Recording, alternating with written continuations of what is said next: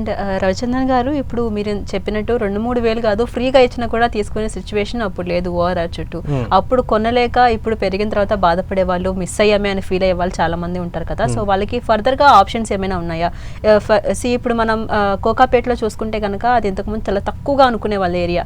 ఇప్పుడు గవర్నమెంట్ ఎప్పుడైతే బీఆర్ఎస్ సర్కార్ అధికారంలో ఉన్నప్పుడు వేలం పాటుగా వేసిందో, సో అప్పుడు ఒక్కసారిగా కాస్ట్ అనేది పెరిగింది. అండ్ కొనేవాళ్ళు కావచ్చు, ఇన్వెస్ట్ చేసే వాళ్ళు కావచ్చు, విపరీతంగా పెరిగిపోయారు. సో అలాంటి డౌటెడ్ ఏరియాస్ ఏమైనా ఉన్నాయా ఫ్యూచర్లో సర్కార్ ఏమైనా? అంటే ఓఆర్ఆర్ నిర్మాణిస్తున్నప్పుడు అప్పుడు కోకాపేట ఏం లేదండి హానెస్ట్లీ. అప్పుడు కోకాపేటలో కొంచెం మాష్ లొకేషన్, మాష్ ఏరియా ఉండేది. సో దాని తర్వాత పెద్ద పెద్ద బిల్డర్స్ ల్యాండ్ ఎక్వైర్ చేసుకున్నారు. ఇప్పుడు it became a posh area. ఇప్పుడు ఈరోజు కోకాపేటలో మన గజం కొనాలి 2-2.5 లక్షలు ఉందండి గజం అక్కడ. సో కొనలేని పరిస్థితి. సో ఫ్యూచర్ కోకాపేట అంటే కొన్ని లొకేషన్స్ అయితే ఐడెంటిఫై అయ్యాయండి. ఫ్యూచర్ ఇప్పుడు చిన్న ఎగ్జాంపుల్ చెప్తాను మీకు. కొల్లూరు కూడా నెక్స్ట్ కోకాపేట అవబోతుందండి. ఓకే. కొల్లూరులో ఈరోజు ల్యాండ్స్ ఉన్నాయండి. ల్యాండ్స్ ఉన్నాయి, బట్ ల్యాండ్స్ సేల్కి లేవండి. ఇప్పుడు ల్యాండ్ ఓనర్స్ కూడా బాగా తెలివిగా వాళ్ళు స్మార్ట్గా బిహేవ్ చేస్తున్నారండి. అంత ఈజీగా వాళ్ళు అమ్మటం లేదు ల్యాండ్స్. మరీ పరిస్థితి బాగాలేక అమ్ముకుంటున్నారేమో కానీ ల్యాండ్స్ ఉన్నాయి, పరిస్థితి బాగుందంటే లెటర్స్ వెయిట్, ఆ 100 కోట్లు అయితే అమ్ముతాననే ఉద్దేశంతో ఉన్నారండి.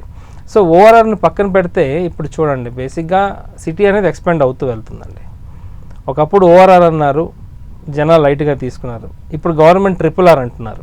RRRకి కూడా మనకి సెంట్రల్ గవర్నమెంట్ సపోర్ట్ ఉందండి. బేసిక్గా ఈ RRR కన్స్ట్రక్ట్ చేయవలసింది స్టేట్ గవర్నమెంట్, కానీ సెంట్రల్ గవర్నమెంట్ 50% ఫండ్స్ కేటాయిస్తున్నారు ఈ RRR డెవలప్మెంట్. దానికి చాలా రీజన్స్ ఉన్నాయి. మేబీ నేను రాంగ్ అవ్వచ్చేమో, but Hyderabad is going to be second capital. అవ్వచ్చు, అవ్వకపోవచ్చు. There are some political situations, it may happen, it may not happen.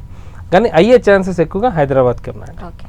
మిగతా సిటీస్ ఏది కంపేర్ చేసుకున్నా నెక్స్ట్ సెకండ్ క్యాపిటల్ అనేది హైదరాబాదే ఫస్ట్ లిస్ట్లో అయితే ఉందండి. ఎంతో కొంత డెవలప్ అయ్యి డెఫినెట్గా అవుతుందండి. మేబీ దానివల్ల ఇంకా చాలా చేంజెస్ వస్తుంది. సిటీ యూనియన్ టెరిటరీ చేయొచ్చేమో, చేస్తే బిజినెస్ పీపుల్కి ఇట్స్ ఎ గుడ్ ఆపర్చునిటీ అండి. సో RRR దగ్గర కూడా మనకి మంచి గ్రోత్ వస్తుందండి.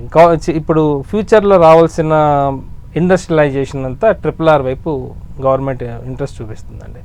అంటే చిన్న ఎగ్జాంపుల్ చెప్తాను మీకు. శ్రీశైలం హైవే, సాగర్ హైవే మధ్యన ఇటు ఓఆర్ఆర్కి RRR మధ్యన హ్యూజ్ ఎంప్లాయ్మెంట్ రాబోతుంది. 16 లక్షల ఎంప్లాయ్మెంట్ నెక్స్ట్ 10 ఇయర్స్కి 16 లక్షల ఎంప్లాయ్మెంట్ వస్తుందని రేవంత్ రెడ్డి గారు ఆల్రెడీ ప్రామిస్ చేశారు. ఈరోజు 60,000 ఎంప్లాయ్మెంట్ రెడీ చేశారు. అంటే ల్యాండ్స్ కేటాయించారు కంపెనీస్ రెడీ అయిన తర్వాత 60,000 ఎంప్లాయ్మెంట్ రాబోతుందండి.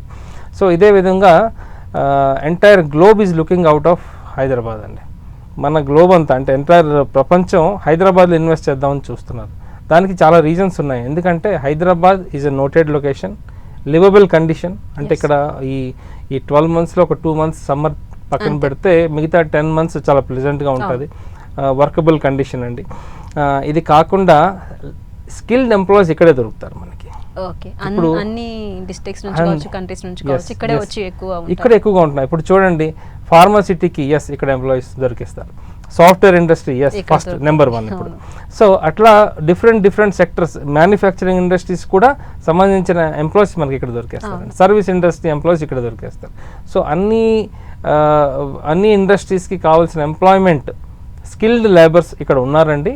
సో ప్రపంచంలో కూడా ఇప్పుడు చూడండి, యాపిల్ మ్యానుఫ్యాక్చరింగ్ ఇండస్ట్రీ మన ఫాక్స్కాన్ ఇప్పుడు ఇక్కడికి వస్తుంది. హైదరాబాద్ ఎందుకు చూస్ చేసుకున్నారండి? గూగుల్ కూడా ఇప్పుడు ఫ్యూచర్ సిటీలో రాబోతుందండి. 15 ఎకరాల ల్యాండ్ ఎక్వైర్ చేసుకుంటున్నారండి. ఆల్రెడీ డాటా సెంటర్స్ చాలా వరకు ఉన్నాయండి. అమెజాన్, మైక్రోసాఫ్ట్ డాటా సెంటర్స్ చాలా వరకు ఉన్నాయండి ఇక్కడ. సో గవర్నమెంట్ కూడా ఎట్లా ప్లాన్ చేస్తుందంటే, సిటీ అయిపోయింది ఇప్పుడు. సిటీలో ఇప్పుడు చాలా క్లమ్జీ అయిపోయింది, చాలా ట్రాఫిక్ అవుతుంది.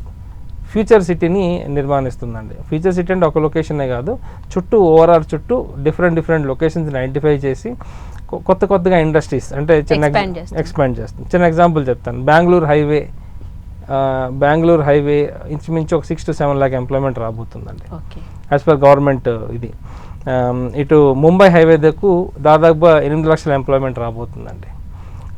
ఇటు శ్రీశైలం సాగర్ హైవే మధ్యన దాదాపుగా ఒక 16 నుంచి 20 లక్షల ఎంప్లాయ్మెంట్ రాబోతుందండి. అగైన్ కరీంనగర్ హైవే కూడా చాలా ఇప్పుడు జెనోమ్ వ్యాలీ అని ఉన్నాయి, కంపెనీస్ ఉన్నాయి, ఆల్ ఫార్మా కంపెనీస్. మనకు తెలిసిందే ఈ కోవాక్సిన్ని డెవలప్ చేసిన భారత్ బయోటెక్ జెనోమ్ వ్యాలీలో ఉంది, షామీర్పేట్.